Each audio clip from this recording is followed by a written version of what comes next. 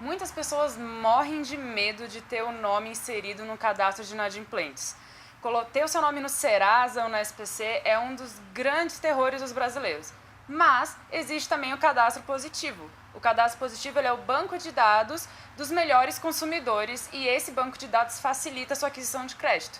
Ele foi criado em 2011, está ativo desde 2013, porém sofreu algumas alterações esse ano com a nova lei que vai entrar em vigor. Para a gente entender mais o que mudou do antigo cadastro positivo para o novo, o Dr. Leonardo Volpatti, sócio do Lima Nunes e Volpatti, vai explicar tudo o que você precisa saber sobre o cadastro positivo.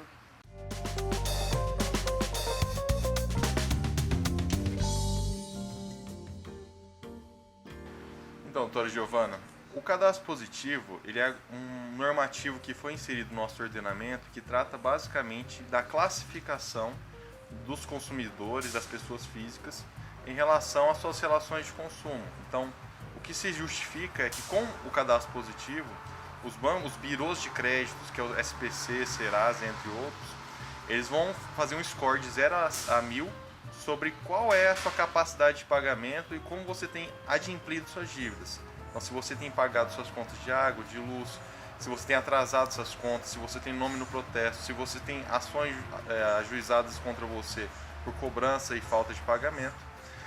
Só que na prática, apesar dessa fala de que isso vai ser positivo, porque você vai ter um score positivo para você conseguir crédito aos bancos, ou seja, eles vão ranquear você, os bancos, e vão ver, olha, a Giovana ela tem algum problema em relação a pagamento, porém ela aconteceu esse problema só agora, nesse mês. Ela tem um histórico de 5 anos de boa pagadora. Então eu como banco eu posso fornecer um crédito, ou posso dar um empréstimo, ou fazer qualquer coisa nesse sentido, aumentar o limite de cheque especial, porque ela vai dar conta de pagar, porque ela historicamente tem pagado. No entanto, apesar dessa justificativa de que o banco teria mais informações para ter menos risco de crédito, o que a gente vê na prática é que existe uma invasão da privacidade dos consumidores, porque o banco ele vai saber exatamente como você é nas suas relações civis de compra e venda, e se você às vezes tem uma dificuldade ou não de pagamento. Então é muito mais fácil, do meu ponto de vista, ele negar um crédito do que realmente ele conceder. Tendo em vista porque a gente tem que olhar não só a questão jurídica da lei e tudo mais, a gente tem que olhar a relação econômica no Brasil hoje. Hoje nós vivemos num oligopólio do sistema bancário. São poucos bancos realmente que existem no sistema operando, e com isso não há incentivo econômico para um banco baixar a taxa de juros. Ou seja, nós estamos aí na menor taxa de juros da Selic da história do Brasil, na época democrática, e nem por isso os bancos estão baixando sua taxa de juros. Por quê? Porque não existe concorrência. Então a gente vê que basicamente não há uma justificativa clara sobre a invasão da privacidade e a vantagem que isso vai trazer para o consumidor, no meu ponto de vista. Mas explica um pouco mais sobre essa questão da invasão da privacidade. O que teve de diferente dessa lei agora, que o presidente Jair Bolsonaro sancionou, para o cadastro positivo que estava acontecendo já desde 2013? Basicamente em relação ao consentimento. Todas as leis de proteção de dados, desde o Marco Civil da Internet, a Lei Geral de Proteção de Dados, a Lei do Cadastro Positivo, você tinha um sistema de opt-in, ou seja, o consentimento era importante. Você tinha que ir lá optar para fornecer os seus dados para essas empresas birôs de crédito. Agora, com a lei, você na verdade tem que opt-out, você tem que pedir para sair. Você já está concedendo seus dados, independente do seu consentimento estrito sensu, e se você quiser sair, você vai receber um e-mail para você sair. Isso era para ter sido feito, né? Em 30 dias você poderia sair. Só que você recebeu e-mail? Eu não recebi. Milhares de pessoas provavelmente não receberam. Então, na prática, é uma invasão legal, é uma invasão do Estado nos dados de privacidade das pessoas e concedendo esses dados aos bancos, que podem te cadastrar, te classificar como bom pagador, mal pagador, a critério para conseguir te dar ou não crédito em todas as suas operações. Você vai comprar um carro, para ele te conceder um leasing ou para realmente tiver um financiamento desse carro, ele vai olhar seu score. Se você não tiver um bom score, você está fora do financiamento. E aí, o principal problema que eu defendo, qual que é a metodologia desse score? a lei não deixa, ela dá legalidade para o banco e para os birôs de crédito não demonstrarem com transparência qual que é a metodologia. Então o banco e a operação financeira está te classificando como mau ou bom pagador e ele não fala exatamente quais são as variáveis dentro da equação, da metodologia de classificação, que está realmente determinando o porquê que ela não vai te conceder um crédito. Você vê lá, tem um número. Você está avaliado em 320. Você é um mau pagador. Tá, mas por quê? Não, porque é um mau pagador. Não, mas qual que é o negócio?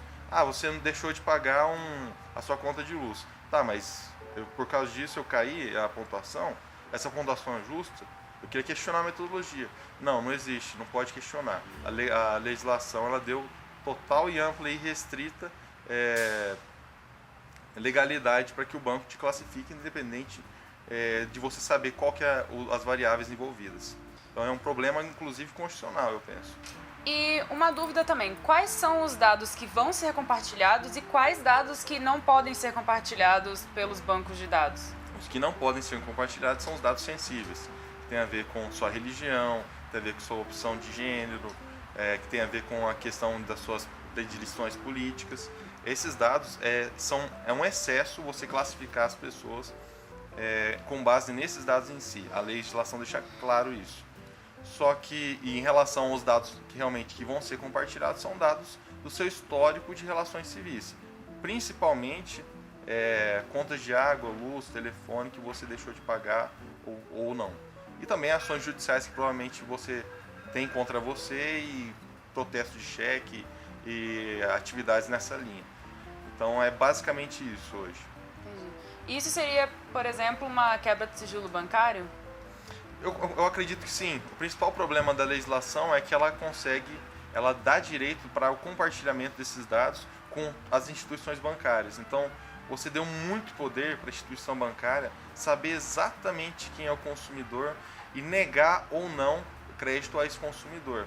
Então, você tira totalmente, de certa forma, o risco da atividade. Se o banco, a atividade fim dele é emprestar dinheiro, é conceder crédito e ele ofere lucro com isso, se eventualmente ele toma um calote, teoricamente é risco da atividade. Agora você está privilegiando, indiscricionado, de maneira absurda, uma entidade, um agente econômico, que são os bancos, e tirando realmente o risco da atividade deles. Então, o capitalismo, o que justifica realmente o lucro, o que justifica os ganhos, é você empreender numa atividade, tentar fornecer esse serviço à sociedade, oferir lucro. Se você perder ou não, cabe aos meios jurídicos de você buscar isso e cabe o risco da atividade sua. Agora, com essa legislação, o compartilhamento de dados torna quase que totalmente assertivo quem é a pessoa e qual a possibilidade que aquela pessoa realmente dar um calote ou aquela pessoa ter um crédito maior. Então, o que eu penso hoje num sistema oligárquico que nós temos de pouca competição bancária é que vai haver uma exclusão muito grande de muita gente acesso ao crédito. E acesso ao crédito no mundo capitalista, acesso ao crédito para realizar as atividades civis, ela é fundamental para o exercício da cidadania. Então, se você não tem acesso para comprar um carro, você vai ficar andando a pé, você vai ficar andando de transporte público, também não é aquelas coisas. Se você não tem acesso para comprar uma casa, você vai ficar pagando aluguel. Então, assim, ele é um pouco perverso a legislação, porque ela realmente tira totalmente a atividade de risco dos bancos e deixa a atividade econômica sem risco e totalmente favorável para o polo bancário. Então, o que já acontece atualmente, por exemplo, em alguns bancos, se você teve seu nome negativado, nesse banco, mesmo que você conserte tudo, pode passar a vida inteira e você nunca mais vai conseguir crédito naquele banco. E com essa nova lei, você poderia falar então que esse banco vai passar essa informação para todos os outros bancos e você corre o risco de você nunca mais conseguir crédito em banco nenhum? Pelo que a gente analisa na jurisprudência, principalmente no TJSP, que a gente atua mais, é que os bancos eles podem justificar a não concessão de crédito por vários motivos. E é isso que eles fazem. E muitas vezes quem entra com uma ação questionando a chamada lista negra dos bancos, que é quando você tem uma relação pregressa com o banco e você não pagou, uma relação pregressa que não foi tão boa para o banco, ele pode te negar o crédito, você fica naquela lista negra e você vai entrar judicialmente para questionar isso. A justiça, por enquanto, tem dito que isso, na verdade, é uma ilusão, porque eles têm dito, basicamente, que as ações judiciais que estão entrando com isso, os bancos estão justificando não pelo fato de haver uma lista negra, mas eles estão justificando pelo fato de que o banco tem, dentro do exercício do seu direito, o direito de negar crédito quando não cumpre alguns requisitos. Então, assim, há realmente, no meu ponto de vista, uma ingenuidade do Poder Judiciário em relação a essas questões, em relação ao potencial de lesividade que o compartilhamento de dados pode gerar nos consumidores. Em relação agora a um outro problema que é muito recorrente entre os brasileiros, que é a questão da cobrança indevida, ou seja, quando uma empresa de telefone ou TV, enfim, te manda uma conta que não é sua ou está te cobrando um serviço que você não pagou. A nossa orientação atual para os nossos clientes é não pague essa cobrança indevida e você entra com uma notificação extrajudicial ou você entra na justiça falando que você foi cobrado indevidamente. Mas se uma empresa te faz uma cobrança indevida, você não paga e aí já vai essa informação para os birôs que você não pagou essa conta, isso já poderia baixar o seu score, até você conseguir resolver essa demanda judicialmente. Então, teria que mudar a orientação? Teria que falar agora para as pessoas pagarem e depois irem discutir? Olha, o que a gente tem visto nos casos práticos, quem já atua no escritório, é de que existe uma burocracia muito grande para o consumidor. Então, você joga a responsabilidade para o consumidor provar que ele é adimplente. Então, com base até em alguns entendimentos agora do Tribunal de Justiça de São Paulo, tem aumentado esse entendimento, que é a teoria do desvio produtivo. Ou seja, o trabalhador, o consumidor, a maioria dos trabalhadores trabalham 9 horas diárias, pelo menos, mais meia hora diária de deslocamento, mais as atividades extras laborais. Então, que horas que você vai resolver seus problemas da sua vida civil? Ir ao banco pagar uma conta, que horas que você vai no cartório, que horas que você vai tirar o documento? Geralmente é na hora do almoço, olha lá. Então, quando você começa a gerar muita burocracia para o consumidor, para as pessoas comuns, você leva um tempo muito grande para as pessoas resolverem esses problemas, e isso tira realmente o tempo das pessoas de fazerem coisas produtivas. Então, esse critério de auferição, ela serve como base para o dano moral. Muitos tribunais têm entendido essa lógica. Então, o que eu vejo hoje é que essa lei e a maneira como ela tem sido aplicada e como a justiça tem entendido ela cria um ônus muito grande para o consumidor, porque o consumidor ele vai ter que provar que o nome dele foi colocado indevidamente no Serasa. Ele nem sabe muitas vezes o que é Serasa e como é que faz para tirar isso. Aí tem que buscar um advogado para fazer isso. Aí tem que mandar uma notificação para o Serasa que em 10 dias vai te devolver se retirou ou não aquilo. Aí você entra no judiciário, o judiciário quer te dar de dano moral R$3.000. Todo esse trabalho que você teve o tempo todo, o desgaste, as operações financeiras que você deixou de fazer, ou seja, você foi financiar uma geladeira, você foi financiar, você foi comprar um carro, você foi comprar uma casa, você está lá negativado, o banco não te dá crédito. Então, assim, eu acho que, como eu disse, há realmente hoje, na nossa experiência dos casos concretos, uma ingenuidade do Poder Judiciário sobre a lesividade que isso está acontecendo. A gente vê claramente que existem dívidas de 10, 15 anos atrás que estão sendo incluídas no cadastro positivo, e essas dívidas estão prescritas. Aí o que o consumidor tem que fazer? Tem que procurar um advogado, ajuizar uma ação judicial para conseguir uma sentença falando que a dívida está prescrita, vai baixar a dívida.